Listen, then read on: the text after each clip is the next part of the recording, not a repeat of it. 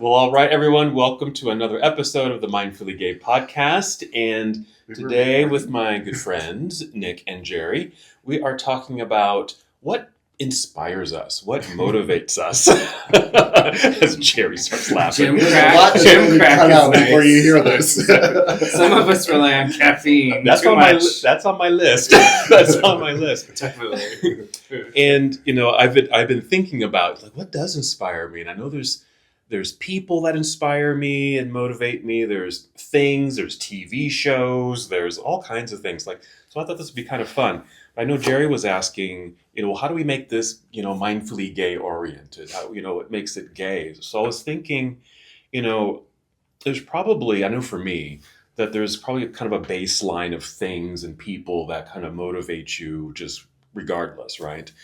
But I was also thinking, well, what maybe amongst those things that are on your list, or maybe there's other things that maybe motivate you or inspire you just to be your most authentic gay self.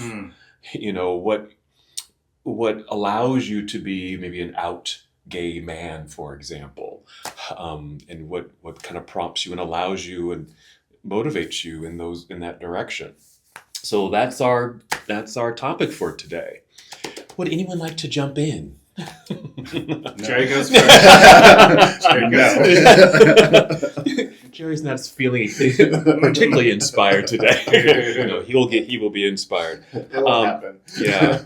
Got anything? Give me an example, John. All right. I've got some ideas, but I want to hear a little bit more from you. Well, I'll start with, I think just general things, because I know I want to get to like people who inspire me and motivate me, but just kind of things in general. I mean, top of the list, probably maybe one of the top 5, I would say going to the gym. I mean, just going to the gym just is my motivator. It kind of it's the start of my day. It gets me going. For sure. And there's several things, there's some subcategories along with that, but regardless of how tired or excited I am, because I can be very tired, but I'll still go to the gym. If I have a lot of excitement and energy, I'll still go to the gym. So it's kind of mandatory, unless there's some, weird scheduling thing or I'm out of town or something. But I'm always at the gym because what it allows me to do, it's therapy for me.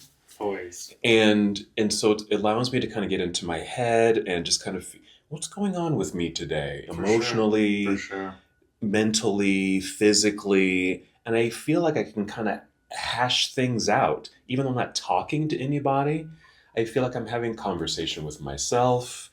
And if there's something kind of hard and dark maybe that I'm dealing with, I feel like, pushing those weights help me to kind of get through that. And if I'm feeling particularly down or unmotivated for whatever reason, I'll still go.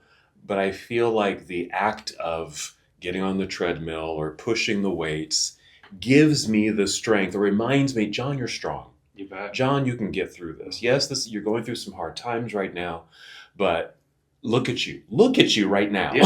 Look at you showing up when you didn't want to do it. Yeah, and it feels good. I agree. Pushing these weights. Look at yourself in the mirror. You look good. Yep. All those prompts, they get me going and really help me. And on to that. So I utterly agree with everything you said. Like it's therapy for me. It always has been. We just worked out this morning, and something I love about being there in the mornings is in contrast to evenings. I've always been a morning trainer. There's just something about people that are there in the morning that you have exchange with. Like it's just, we saw lovely Whitney. Like there's just some nice exchanges with nice people that are in there to get their shit done and get out. It's a starting focus for the day, right? It kind of sets the tempo for the day. Intention for the day. For sure. From a nutritionist perspective, we are bags of chemicals. That is what we are. That gym work definitely releases a lot of chemicals that just make you feel better in your body, better focus about the day. There's good science showing, high intensity work, getting your heart rate up into higher places, and cognitive or executive function following after is improved.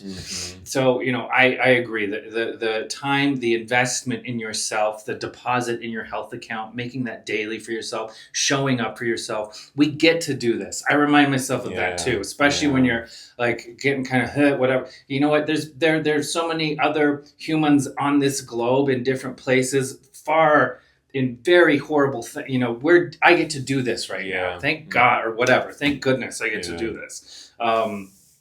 But yeah, gym is therapy. Gym is a focus place. Gym is inspiring. The music, definitely. You know, the soap opera that you have in your head with gym crushes that you never talk to, like that type of shit. I love that shit. I don't know. It's all part of it for me. So yeah, that's a motivator for sure. And I mean, I just want to hop on that the gym crushes, because as of late, actually, it's shifting right now because people are going back to school, so that actually the time that I go to the gym is kind of empty right now. So my regular my gym crushes aren't there right now. But some days it's just, that's a motivator too. Like, ooh, who do I get to see at the gym today? You know, because I have this whole host. And sometimes they show up, you know, once in a while, or they're there all the time. But sometimes they're all there. Right. Yes. Right. Prime time. And what it does for me, I think, at one point, way back when, I would actually compare myself to them, thinking, oh, I don't look as good as them, or, oh, I wish I had that, or that kind of thing. But now it's kind of switched. I see them as just, you know, they're here early, they're working hard, they're looking good, and that's just giving me that motivation to do the same thing. For sure. You know, and it just gives me that extra boost, you know. It's like, I can do another set because they are. Yeah. And there they are. Ooh, they look good. Yeah. And just that little spark. It's fun. It really, you know, it is, I get to train a lot of people in personal sessions, mostly at their homes, and that's great. It's always my hope that eventually clients get into a gym with regularity, because there's just so much more to training, just like we're talking about now. Like, there's so much more than just repetitions and staying consistent. There are many other things that you get to encounter and consider and get to be a part of that training hour when you're in a gym setting. And I think for me, like, I've been, I don't know, I think of myself as an introvert. I guess I understand that, you know, I get a recharge from kind of having alone time type of thing. So I believe that means I'm a bit more of an introvert, but I get to practice being extroverted at the gym. You know, I get to be, it feels good to exercise that muscle, you know, in a sense. And so it's another, I don't know, I guess we're just staying on the gym right now, but it is, what I'm getting at is it's my hope that these clients that I work with in their homes, you know, will get into a gym to experience it, because it's a much more fuller experience, and it brings about things that I think that can help maintain consistency, just like what we're talking about. It's motivation, right? Seeing the hotties in the gym, whatever it is, like, it helps to motivate. You start making friends in the gym, then you're in it together. Pretty soon you start working out together, you have pool workouts, whatever it is. It's just a much fuller experience if you can get yourself into a gym and interact socially. Yeah. Love that. Jerry. Well, I was just thinking, you're not an extrovert just because you're bossing me around in the gym. No, I'm cracking the whip for you. That's something different. Just shifting from the gym a little bit here. I'm thinking, okay, so what are the things that I do that inspire me? And I'm kind of having this interesting conflict, because it's something I love to do, and yet it's something I don't feel like I do enough of. I like to go hiking. Yeah. And a couple of weeks ago, we hiked Lake Blanche, which is the hike from home. That's a bitch. Lake Blanche is Lake Bitch is what it should be. I mean, it's gorgeous, but go on. I was shocked. This is my moment. Let me tell you, I'm sorry. I still have like the sores on my feet from this hike. I definitely wore the wrong shoes. Anyway, continue, Jay. This is about you. Well, it's a pretty high elevation climb. Oh, wow. And most hikes out here in Utah are going to be going up mountains. Sure. And what I notice, like, I don't really need to have my music. I don't listen to anything. I just go out and hike. And I love to take pictures of wildflowers. I just find unusual things in nature that I like to pay attention to. And every once in a while, as I'm hiking, I kind of go through like these mental gymnastics, right? Where I'm working things out, just like you guys are doing at the gym, and I do the same thing at the gym too, right? Um, and then when I get to the top, what I like to do is I usually pack like my medicine pipe or whatever, and I will go off and find a space where I can be quiet or isolated, and just do a little pipe ceremony. And sometimes I don't always have to do a pipe ceremony. Like there's another trail up Big Cottonwood where I just kind of went exploring in the forest and have no idea where I was at. I just knew if I got lost, just to go down and I'd get to the bottom of the mountain, and found really magical places. And there's something about being in nature that reboots me. And that's a powerful place for me. And then another place, and I'm just kind of mindful that not all of our listeners are maybe as physically able or willing to kind of go out into those places. Bruce and I, we have this beautiful backyard deck. And Bruce likes to go to bed early. I usually stay up to about 11 o'clock. And sometimes I'll go out on that deck in the dark and I'll listen to the owls, or I'll just kind of be in the dark and just kind of sit and be quiet, and do that for a good half hour before I go to bed. And I don't know that I would say it's prayer time. Like, it's not like I'm really conscious of a prayer, but there are moments where I'll tap into spaces of gratitude. I think about the people in my life. I kind of send them little prayers and energy, and kind of work through how I'm going to approach the next day.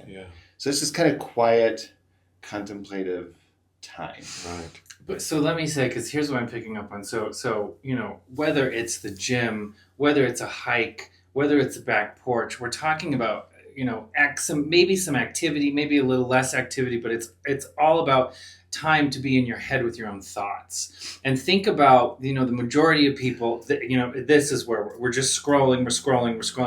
Yesterday, this young dude at Sandy.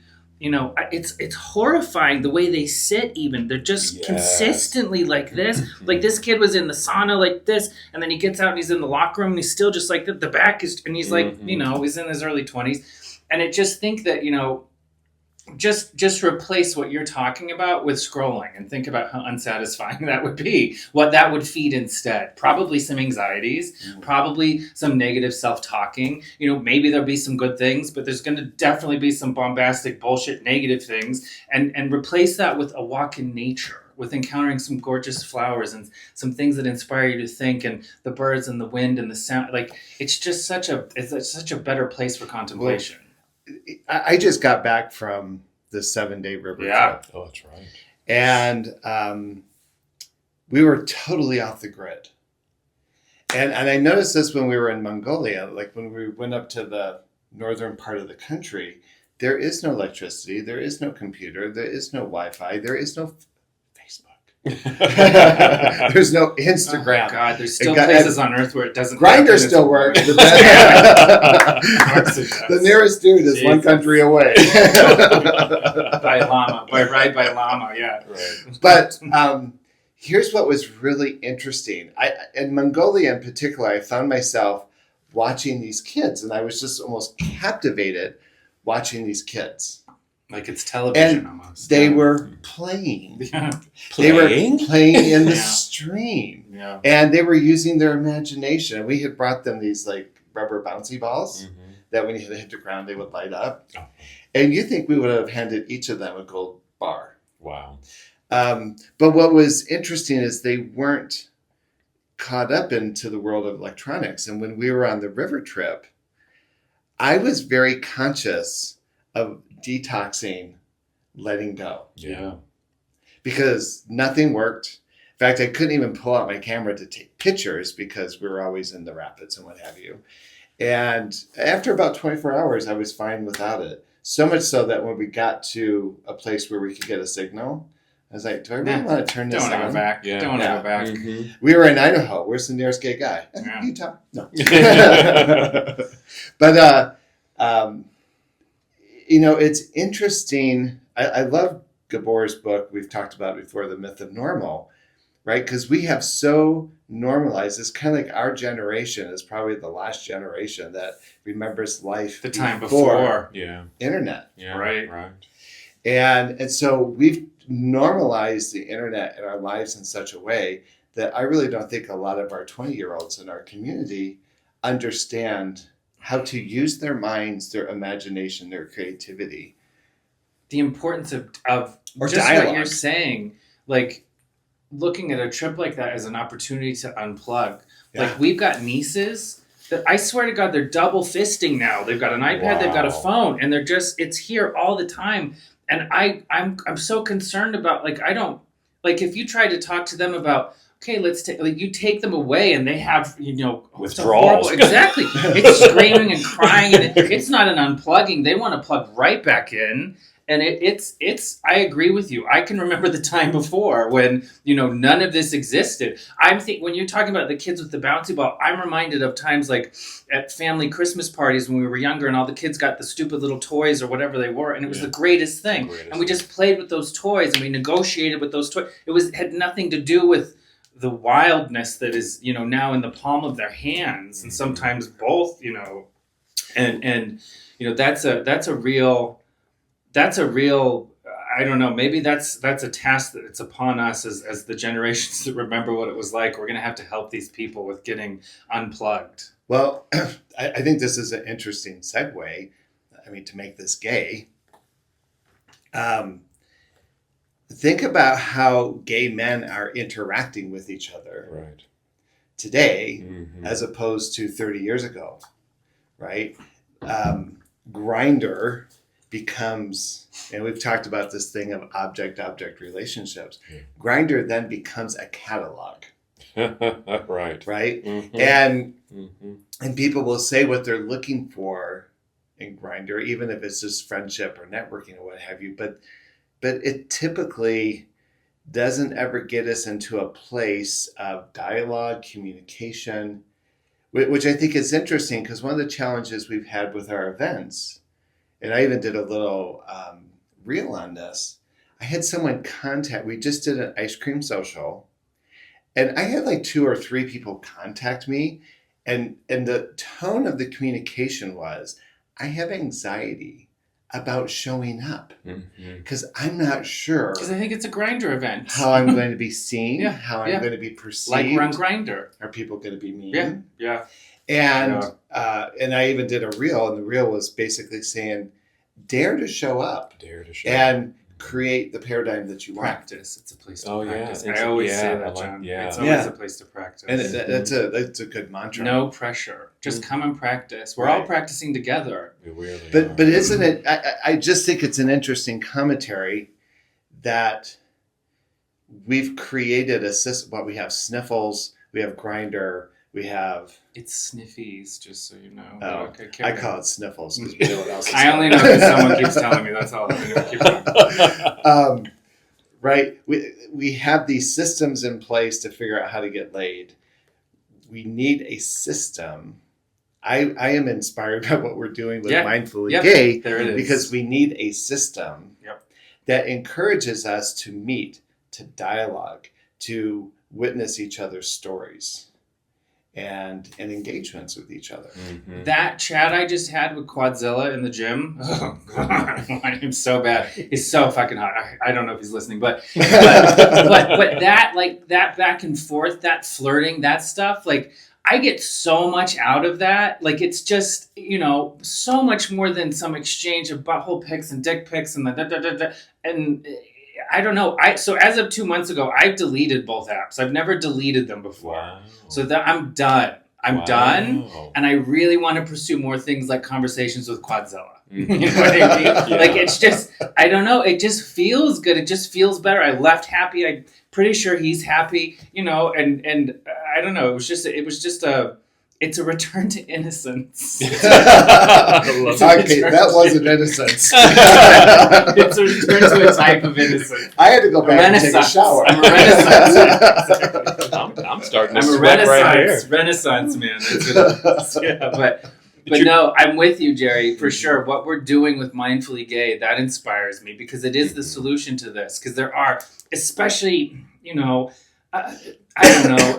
It's just so hard to approach and be a part of a community that just seems as if it's all about objectification, because your only understanding of the community is in fact a portal that is only about objectification.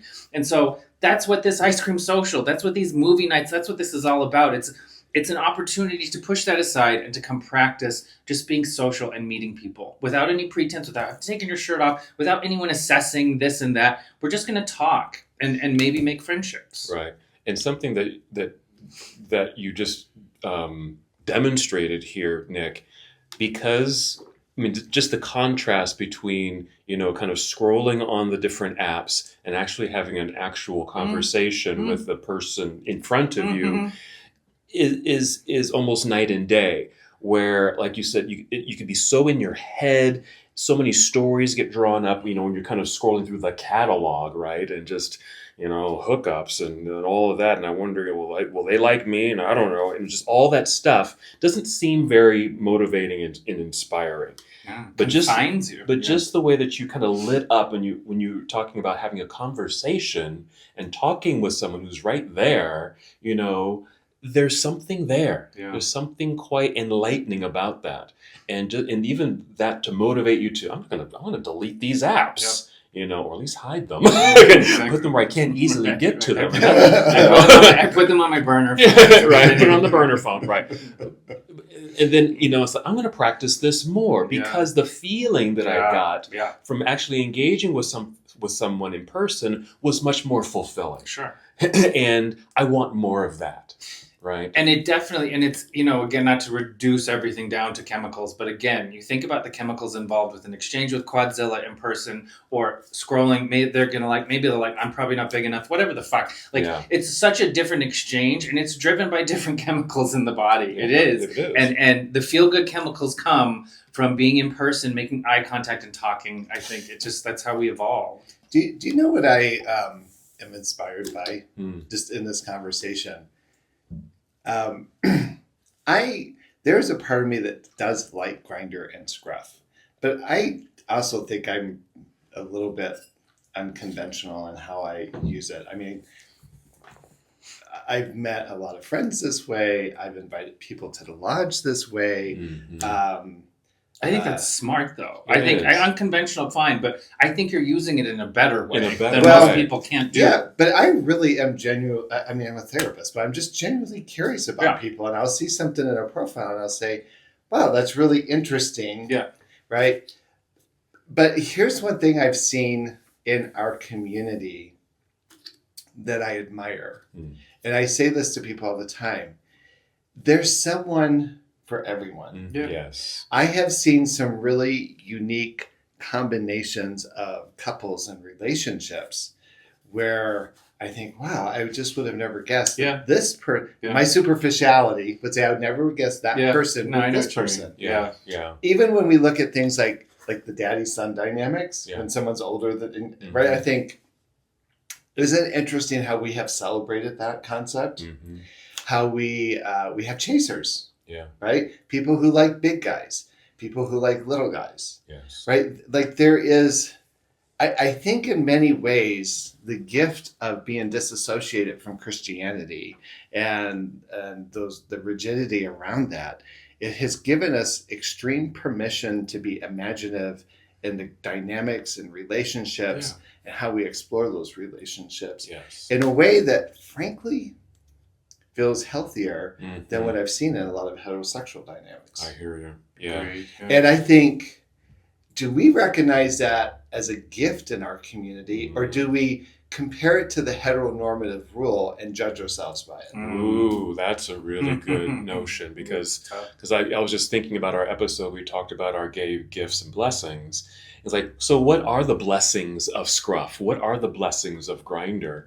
And I think it is that. And I know for me, it's given me a more worldly view of my community. Of our community. Yeah. That makes sense. And it's like, because I would imagine, maybe someone, maybe it's a younger guy, but they like older guys. And maybe they think they're a freak because they like older guys and keep that a secret, and I don't know, but if they, using something like Grinder or Scruff, or even just looking at porn, you're going to see these dynamics in different ways of Yeah. being, Yeah. and like, oh, well, maybe that's okay. Yeah. I'm not alone. No, you're right. It's a way to explore the community. I like that you're both. I've seen it. I know Cole for sure. Same way, Jerry. Like it's he gets intrigued by the profiles, and we'll have. I mean, I think he's had year-long relationships with a lot of, or texting, whatever, scruff relationship, because just based on that, Yeah. because it's intriguing, and it's interesting. You do get to explore community. I know whenever I find polyamorous stuff, I always try to find the three of them. I'm like, okay, those three are going to do it. All right, good. Because to me, I don't kind of understand it so much, but I know other people are doing it, and I get to look at them and think, okay, good for them. That's going to work. And so, yeah, it does educate you more on our community in a truer way, in a way that isn't, Bank of America endorsed, this is what we should be like, or whatever, right? Right. It is, yeah, so you're right. It is a more authentic, like, real deal look at, so long as people are being honest in their profiles, I guess, then you're looking at an accurate representation of all these variations, all these different types of this and that. Mm-hmm. And that's intriguing. Mm-hmm. I like that. So now you bring up polyamory. I remember the first time I had a family contact me. It was this woman, and she was questioning me and asking about, what I perceived as family. And this is many, many years ago when polyamory was not even a concept. Was that people polygamy? knew. Was polygamy still? Well, polygamy and poly are two different things. But I remember working with that first family. There were three of them, two women and a guy. And it just so impressed me at their capacity to emotionally communicate and to really get into substance. I hear you. Yeah. And that is a trend that I have seen in a lot of poly relationships, that if you're going to have multiple partners, you're going to dialogue on a really more deeper, profound level. Yes. And I often think, wow, I wish a lot of my traditional relationships could witness how poly people are communicating, because they might really learn something. Yeah, exactly. Yeah. And that can be very inspiring and motivating, especially if that's something that intrigues you in any category, really. Something that intrigues you and you're wondering about yourself, coming out or telling someone, that's a part of yourself that you feel is, taboo or secretive or just not part of the norm, and you're able to see these aspects of living. Mm-hmm. Oh, there's hope for me, and I'm inspired. Maybe I'm a little bit more motivated. I know I can speak personally about that too. When I see like a polyamorous,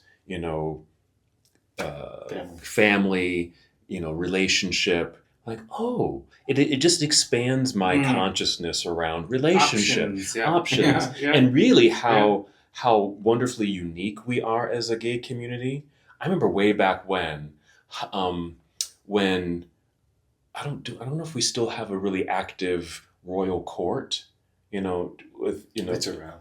Not like it used to be. Not like it used to be. That's what I thought. But I don't know what that is. What is? So all of our drag queens, and they would have, like, every year there was the ball and the courtship, and some of it was fundraisers, and they were crowned and sashed and all this stuff. And I remember I was asked to kind of perform. I used to dance, and I was asked to perform at one of their coronations, and I was like, coronation? What? What? We have royalty? We have gay royalty? The queen is coming? What? And it just expanded my... I always said you were a princess. Like, wow.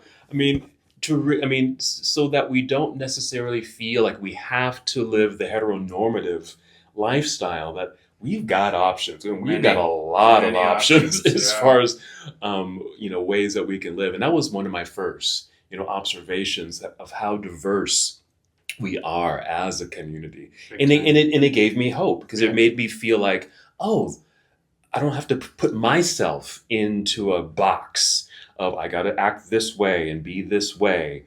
But I can actually explore some things, and I like wearing a skirt sometimes. Yeah. Oh, I like being a little effeminate sometimes, and it's okay, and I can just be me.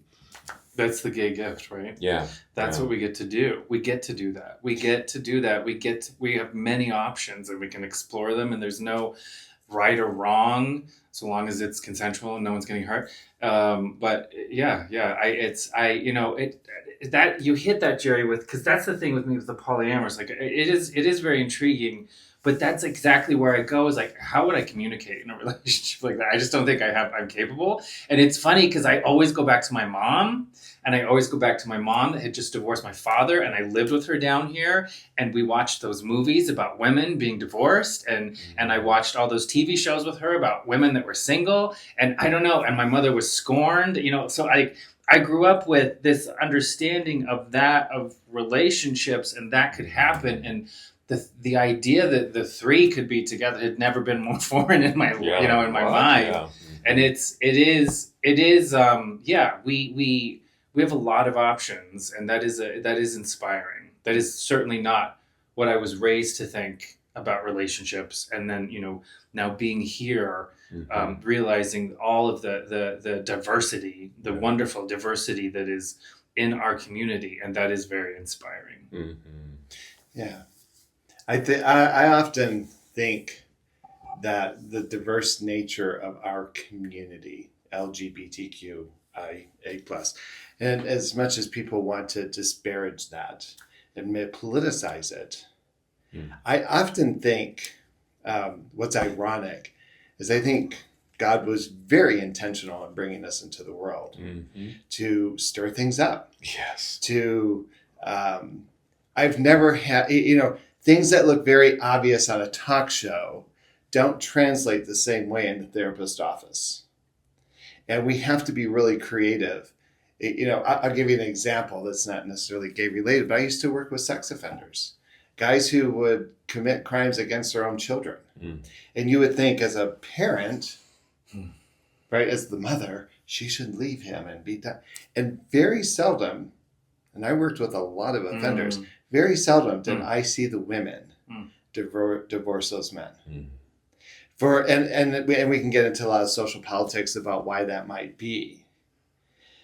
But you would think the most obvious answer does not always translate into what's possible. And I think we offer this very diverse and resilient way of operating in the world that I think it's interesting, a big part of our population that listens to us is straight women. Yeah, interesting.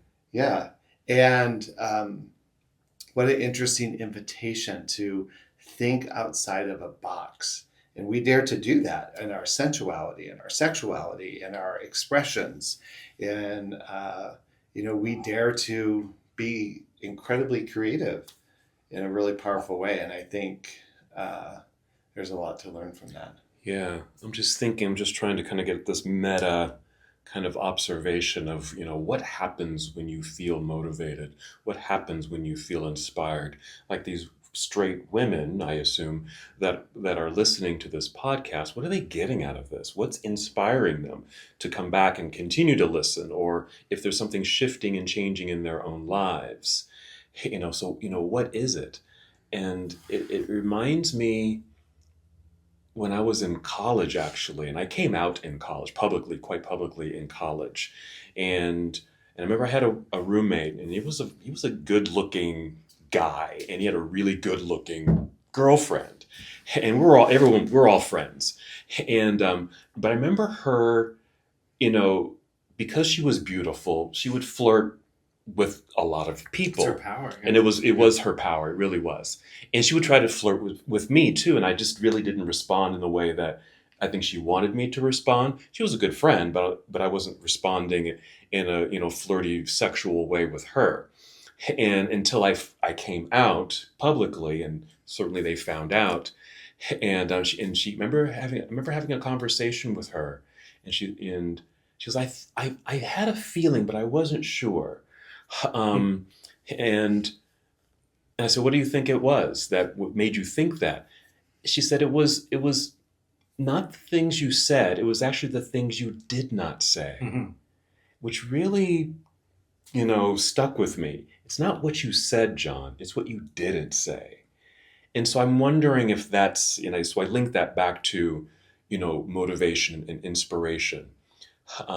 Listening to us or listening to people in your lives or listening to people or being confronted or in the midst of the things that do inspire you, what's happening, with your mind? Is your mind expanding in some way that helps you to see something in a different way, helps you to grow, helps you to be maybe a better person if that's kind of your intention? What is it about, there's things that you just don't say, John, that kind of got me intrigued. It got me thinking, you know? And so I wonder, just kind of that meta observation of what happens to you when you feel motivated? What happens to you when you feel inspired? I mean, I think it's a confirmation. I think it's right. I mean, I'm gonna think about Quadzilla today. So the exchange and I guess in some ways, like there's apprehension about approaching and talking to someone. Striking up, being the first person to start the conversation. This is someone I hadn't talked to in a little while. So, but whatever, and it. So that little bit of, and then, oh, it's good. No, it's a green light. We're gonna talk. It's good. I don't know, through the exchange like that, through like saying hello to Whitney, through there are other people I'm talking to and saying hi to. I don't know. It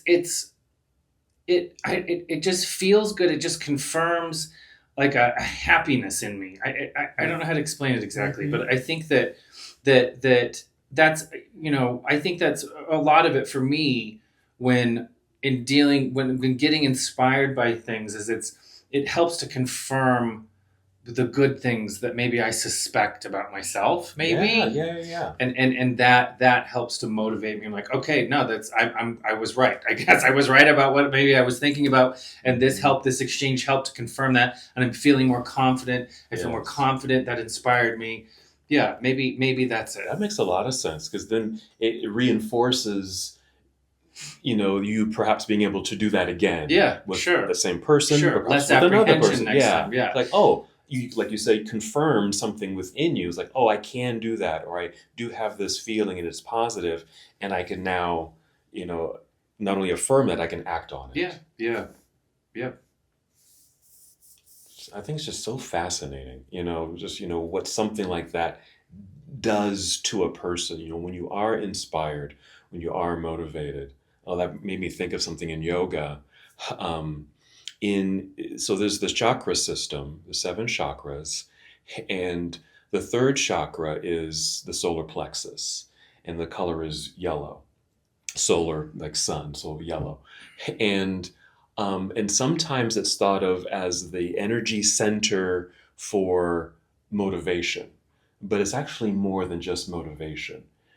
Motivation comes from something else. Solar plexus is action. It's the ability to, take that motivation and turn it apply it. Yeah. It's the source. It's that energy to actually do Sure. it. Because I think we can certainly be inspired and motivated, but you can still just kind of sit with that, right? Yeah, I'm motivated to do that, and we're inspired to do that, but do you actually? But putting into action is just that next step. It's interesting. We're talking about motivation, inspiration, and I kind of use this paradigm. I don't know if I've talked about it in the podcast, but when I'm talking to people about self-esteem, and I say, okay, we have to kind of find a paradigm that works, and then we have to practice it, right? And the example I use is when we take people to Peru. Yeah. Right? So when you fly into Lima, it's kind of like a big city. It's no big deal. But when you fly into Cusco, or you go to Iquitos, or some of the more rural parts of the country, when you're kind of shifted into a totally different approach to life. Yeah. I'll watch our guests get off the planes and they have their little pastel hats on, and they're just all eager, and they're running down, they're so excited, right? Well, Cusco's like at 14,000 feet. Yes. So they usually pass out by the time they hit the stairs. But people in Cusco move much slower. Yeah. There's no rush. There's no stress. There's no distraction to being present, if you will. Mm-hmm. And so I watched the guests get off the plane, and nobody knows how to find the bathroom. Nobody knows how to find do money, right? Because it's a different language. It's a different culture. It's Spanish. It's Quechua. It's slower paced. But then 2 weeks later, when we're getting back on that plane, we're all wearing Peruvian clothes. Yep. We're much slower. We're more chilled out. We can get to the bathroom. We can change money. We can even have little conversations. Yeah. Right? Somehow people have acclimated. Yes. And I think about this thing of motivation and inspiration is a very similar way. Is a moment of inspiration and motivation is a catalyst. Right? It's like lighting the fire. I have to find a way to nurture the fire. Yes. Right? If I'm going to be inspired, if somebody inspires me to be more open-hearted, then I have to embrace a mental capacity to nurture the open-heartedness. Yeah. I have to engage in open-hearted behavior. Yep. And I have to practice it. I have to saturate myself into it. Because what I'm doing is creating literally a new language in how I relate to the world.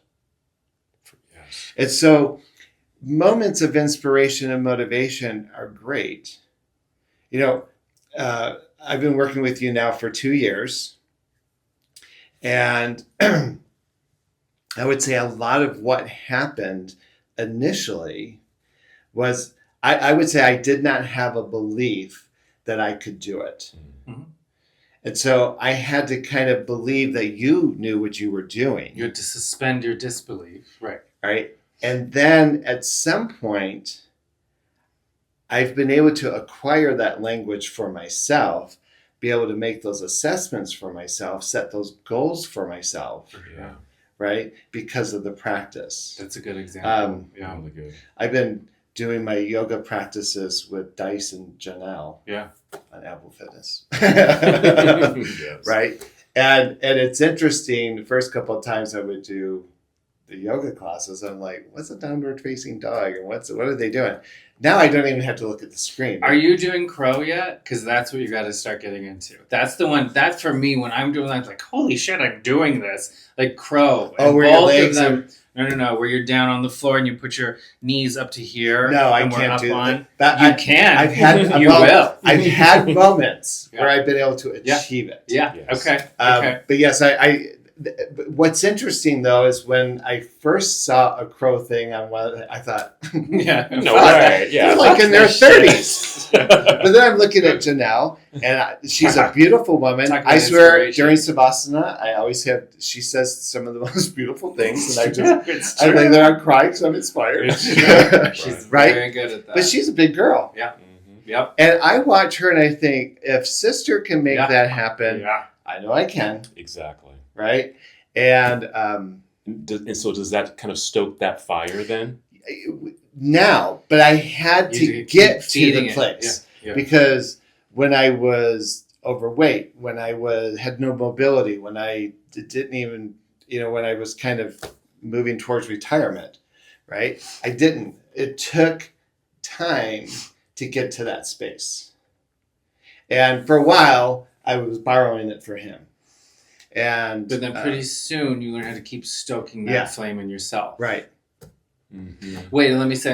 That's why I keep sending you to those workshops, because I think you need to know the psychology of this. Because Yeah. to me, the physicality was great. Yeah. But it was the psychology No, I hear that you. moved me. And so back to Quadzilla example, back to deleting the apps. Yeah. Because now, that exchange that I just had with him. So, in the gay community, it's always like, oh, I know I'm not going to talk to you. Like, it's just the stupidest thing. We see, at least in the East, this is how it was for me in Boston and New York gays and Chicago gays. I don't know why.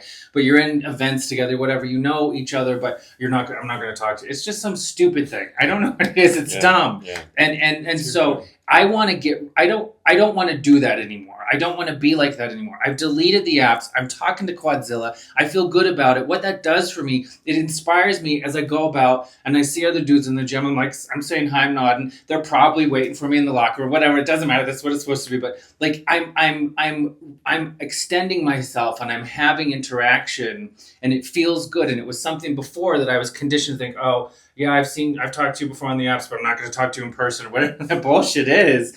And now, like, it's the same thing. Like, I know I have to keep stoking that in me because I feel better. I'm oftentimes I'll see people and think, oh, I should say hi. Why am I not saying hi? And then I have this dumb conversation that kind of just drifts away to nothing. But now, like, I'm hearing Jerry, like, I need to keep stoking that flame of, okay, I had interaction with Quadzilla today. It felt really good. I know that feeling can happen again. Yeah, there's someone over there that I've talked to before. I need to just go over and say, hi, what the fuck is wrong with me? So I'll go over and do it. And then I feel good again. And it helps me to get into that mode of being, like, I want to be like that. I want to be more extroverted. I want to have more interactions with people because it makes me feel good. And I don't want to be that dude that's like, yeah, I've talked to you on the apps, but I'm not going to talk to you in person. Right. That type of bullshit. And so that's what I'm hearing, the same. I get that. Yeah, you have to keep, once you get it lit up, yes. You have to keep the light burning, right? Yes. You got to keep feeding it. Yeah. So I'm gonna propose something here, because I think one of the gifts of our podcast is this layer of transparency that we do. What is something that has inspired us or motivated us? Like for instance, I'm inspired when I see, this is going to be a really weird example, but if I watch an entertainer like Patti LaBelle, who I love, when Patti connects to a song and the message of the song, and it's almost like every inhibition drops and that song moves her, right? There's a layer of authenticity that is expressed in this really big and powerful way. And so I know one thing that I'm trying to do is be more authentic more often. And that's challenging. Like, as much as I love going to the gym and being in the gym, I still wrestle with a layer of insecurity. Sure. I wrestle with a layer of insecurity around aging and my relevance in the world as somebody, and especially in the gay world, as somebody who's getting older. And my desire is to just show up authentic and as real as I know how to be. And there are places where that happens, like in lodge and ceremony. There are times where I can be really present in that authentic power. So are there places, that's my example. I wonder if you guys have examples of, this is what inspires me. It inspires me in this direction, and this is how I want it to show up. Here's what came to mind when you're talking about that. Because I live as a single person, that's by choice, and so there's certainly some benefits of being a single person. And I live by myself, but there's also some challenges around that too. And so sometimes one of the challenges I face is just showing up for myself. Yeah. And being what's the word? Responsible for things around the house, as an example. And so, because there's no one around to tell you, didn't you do that? Yeah, why didn't you vacuum? Why didn't you vacuum? Yeah, no, why didn't you wash the dishes? Sure. Right? Yeah. And so I've got to do that myself. Yeah. And so where does that come from? That's tough Where to did do. And so I've got to, and I ask myself sometimes, like, how how am I able to live as a single person and still stay somewhat motivated to keep the house clean? Right. You know, Right. Yeah. because there's no one here to tell me to keep Yeah. the house clean Yeah. but myself, right? Yeah. But what it boils down to, it actually comes down to just some very simple things. And it's the stoking of the fire. It's, what am I doing to continue keeping that fire burning? And it's things like going to the gym. I love to cook, so just cooking for myself.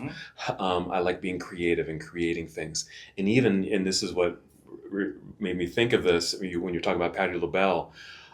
This is going to sound strange maybe, but I enjoy, I don't watch the full show, but I'll watch clips on YouTube of like,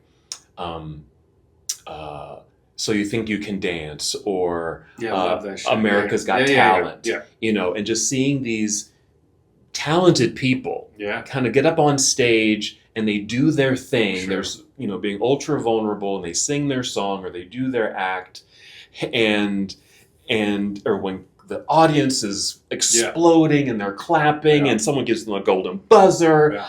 I get emotional. For sure. I Same. cry. I'm with you. Because they always do it in slow motion in the music, and they go down, they slam the golden buzzer, and the confetti goes, and all the people on the stage are just, and I can feel it. Bruce will be. I'll do the same thing. I'll start to get emotional, and I'll catch myself going, and then Bruce will look at me and go,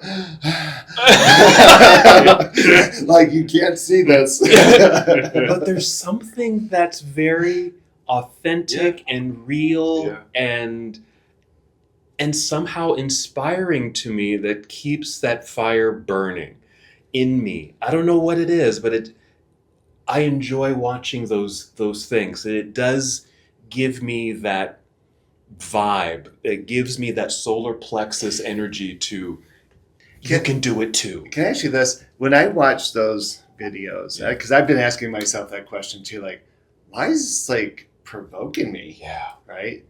And I think, I think I think for me, maybe you can relate to this, I just want to be seen. I want to be witnessed in my power. And when I see those people, like, they're in their power, they've been witnessed, they've been validated. Yeah, truly. And I think there are times when I really I feel like I work really hard, and I hear this in our gay community where I just want to be seen. Yes. I want to be validated. I want to be applauded for, and I'm not sure who's on my side. Yes. And I came out to this community, and I'm not sure they're on my side. Oh, I'm feeling that one. That resonates with me. Yeah, I think that's what moves me too. Just seeing these people, they just want to be seen, and they are seen, and they are applauded for it. And so I want that for myself too. Yeah. So I do feel that. And I want it as a gay man. I want it as an aging man. I want it as maybe a black man. I want it. I want to be seen in my entirety. Yes. And I want to stop performing. Interesting, we're applauding the performance. But yeah. Oh, you're hitting on something. Wow. Yeah, I definitely hear what you're saying. I think for me, I'm feeling that sense of fulfillment in the work that I'm doing because I'm having such good success with people. I'm getting referred to other people. So I think for me, that does feel like that. I think in terms of community seeing me, I've had eyes on me from a community for quite a while for different reasons. And I don't know. I don't know if it's the same for me. I definitely get what you're saying. Watching those videos provokes me.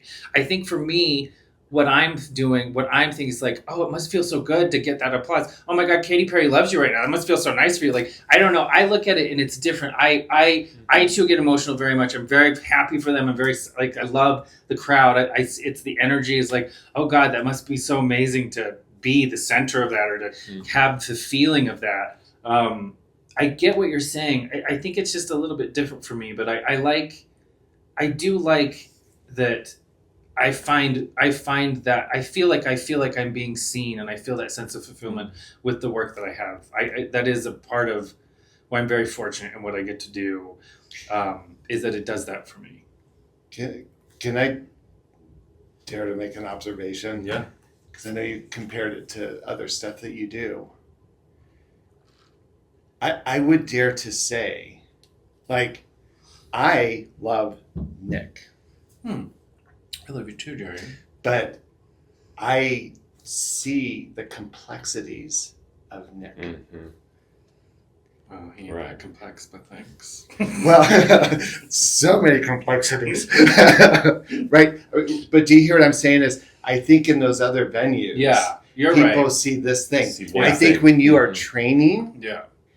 and I've seen you with Lainey, I've seen you with other people, I've seen you with me, like, there is this person who's passionate, who is informed and intelligent, who is engaged in a passion. Mm-hmm. And sometimes he's moody, and sometimes he's funny, and sometimes he needs time, and sometimes he wants time. And to me, I think that's a whole different narrative. Yes. Yeah, you're totally right, because that is just the other day it happened, like, definitely because of porn, definitely because of being seen that way for so long and never meeting those people, but those people thinking they have met me. Yes. Like, those people often see things in me that I've never known existed. Mm-hmm. And not that that's bad, that's just kind of par for the course. That's what it is. That's the product. It's just, that's how the product is consumed. That's what happens. Right. But you know what? You're absolutely right. That is what this work has done for me, because I was definitely in a depressive, like a not happy place for a long time, for 15 plus years, not for 15 plus years, but we've done that work for 15 years. And definitely for the last several of them, it just really was not anything for me. It was, we stopped doing club appearances. We stopped meeting people because of Pulse. We didn't want to do nightclub shit after that, because it just started getting, then Trump came, like, it just started getting real weird. Yeah. And so the actual meeting people, even if it was when they're taking shots and putting on jock straps and we're putting them up on a stage or whatever, the having interaction stuff kind of stopped. And so it was entirely online shit. And I've told you some of the wild ass shit that's come at me from people I don't even fucking know, because they're convinced that John, or that my partner and I don't love each other, or whatever. Yeah. We're not really gay. We like pussy and whatever. That's just stupid left and right. But you're absolutely right.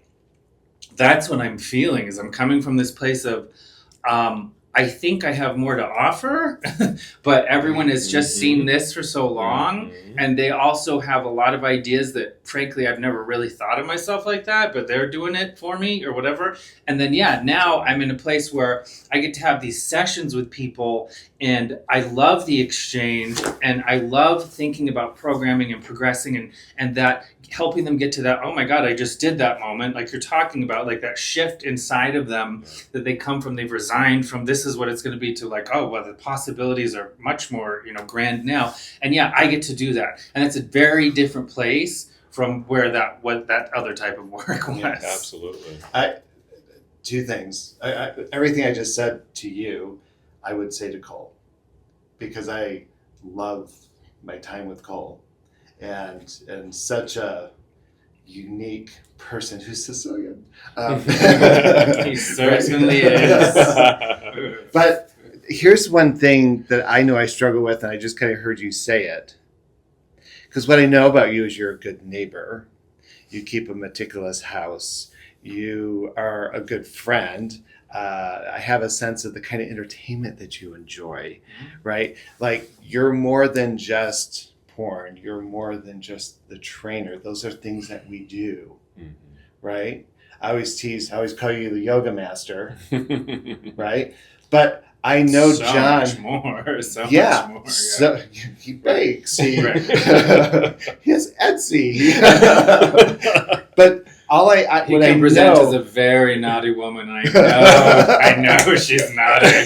She's a nasty girl. Has he seen the videos? Well, they're out there. They're out there. I'll show them to you later.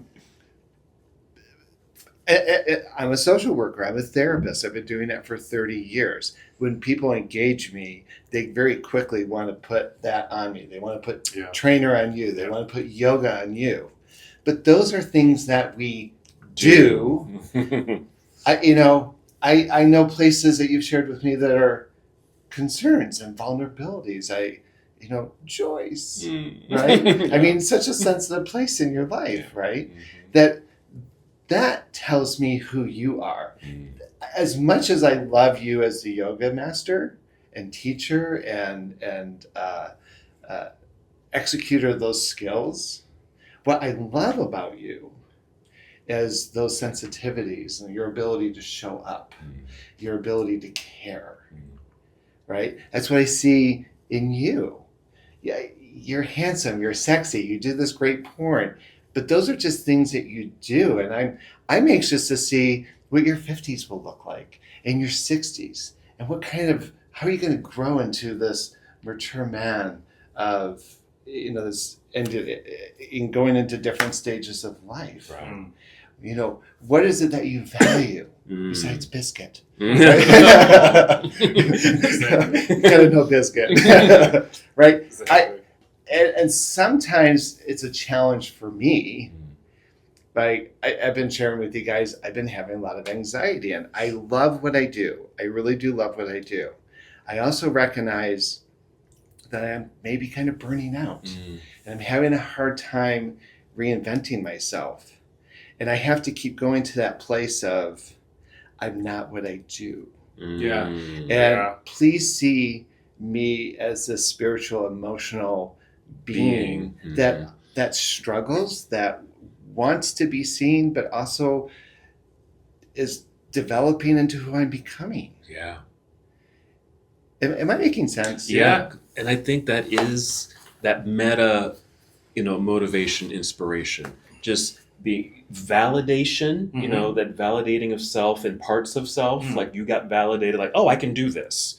And even getting validated from shifting from one career to this career and seeing this is who I am. Sure. This is who I can really be. And I get to really flourish in this way, and so taking a look at this and seeing how this also helps us to look at our lives and see how we can transform and grow and be who we can, our greatest potential, our highest potential, which is my part of my branding and embody. It's, exploring who you could possibly be, your greatest potential, and finding those nuggets, finding those elements along the way, along your path that help you to keep that fire, burning.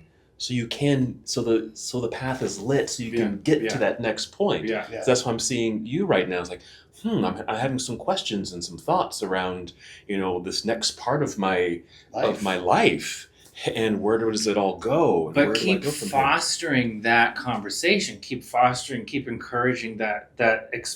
Just like you said, you're holding the light up on the path ahead of you. Keep lighting the path ahead. Keep pursuing those questions and answering them. Right. And I think what I'm hearing from all of this is that, when it comes back to the question of what inspires us, it really is interaction with other humans. I mean, that's really, it's just having eye-to-eye conversation. It's conversations like we get to have with our podcast all the time that are always inspiring for me. Whenever we're finished with this, we always say, well, that was great, because we feel better. We're more uplifted. We've encouraged in each other the things that maybe we need to get encouragement from others for to feel better about. And yeah, it's what inspires me, I guess, is to be able to interact with other people. Right. That is really helpful. And again, just to keep repeating it, but it's just the case. It is what this is. This Mindfully Gay group is a chance for those in our community to come and practice what we're literally talking about right now, is get some inspiration, get some understanding of who you are, work it out, be that for someone else. Like, it's a symbiotic relationship, and it's very inspiring. It's very uplifting. Mm-hmm. Just taking a look at, also how we're even putting this podcast together. Like, we'll come up with a topic, and that's about it. We have a topic, and maybe we have some ideas in our own heads that we don't necessarily discuss There's no script. is no script for sure until we turn on, hit record and we start going. And then all this magic just starts to happen, Sure. right? Yeah. I'm hearing Jerry, I'm hearing Nick's stories, and like, wow. And yes, I'm getting inspired. Like, oh yeah, Yeah. and oh, now I can see it this way. Oh, that's another way of looking at it. And so, yeah, like when you said, when we turn off the camera, we always say, well, that was great. Yeah. And think about that in a lot. So that's more of a micro. Think about it more of a macro. When we Yes. host retreat, think about, like, damn well, when I left that retreat, like every single individual that approached me was like it was such a hugely different exchange. I was so lit up that I was ready for, oh, how you doing? Like I'm talking to a woman across the street 9 paces down. How's it going? I'm waiting. Like it so wasn't who I normally was. But I was so lit up and so inspired by just exactly that. This circle that we made and this everything that we poured into it and these conversations, and yeah, there was a lot of pain. That's what it's for. But it was transformative, and we all left so lit up. The fires were so bright in all of us that what you continue to take that with you, and it does. Unfortunately, I will tell you. I mean, it's only the first time, but it does diminish after a while. It does start to go down a little bit, and it can kind of feel sad. But if anything, that's just your reminder to keep the interactions going, to keep the group setting, keep having, the blue zones in Okinawa. They get together, 4 of them at least. I think they do this daily. It's a non-negotiable, and maybe that's got to be this. They're feeding that flame still. They're keeping something alive that you have to only get from interactions with other human beings. But I'm going to go back to that piece about the saturation. The retreats, right, are a catalyst. The retreat is to show you what's possible. Yeah. What you have to do is stay plugged in and nurture it. Yep. And to nurture it with like-minded. And that's why an ice cream social sounds kind of stupid. No, it's a recharge. But it's an opportunity to come back. And, a couple of people that were at the ice cream social were at the retreat. Yeah. And I was immediately reminded about, I remember when Andy said that, or I remember when so-and-so said this. Yeah. And I wonder how they're doing with those things, right? Yeah. And I'm sure that's happening on the other end. And so we have to nurture it. And I think, like in my case, right, that's why, anyone who comes to any of our events, or maybe you haven't been to anything, come to a sweat lodge, come to a pipe ceremony, come to a heart circle, come to a yoga class or a meditation class. These really are opportunities to invite yourself to see the world through a different lens and to let that sit with you for a moment and see where it projects you. Absolutely. So I do want to say,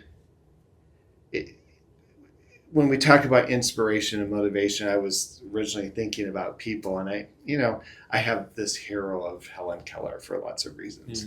Helen Keller as an adult was a very profound thinker. Yeah. But as we were talking, I just thought, what I'm most inspired by as a therapist, as sitting here in this podcast, the people that are in my life, is most people inspire me because I see people who are just trying to do their best with what they have. Yeah. And if I were saying what de-escalates, if I see someone who just doesn't even try, I'm like, okay, whatever. I don't get what that's about, right? But when I see people willing to show up, face their anxiety, face their fear, face the question of, can I do this? Man, that just, if I'm at the gym and I see a big person out there, I think, bless your heart. Yeah. Right. Just show up. I love you. I love you showing up. Yeah. I hear that. That motivates me too. Yeah. Just like, you are, I say it to myself, you are here. Yeah. You are here. You showed up. You are here. Right on. Yeah.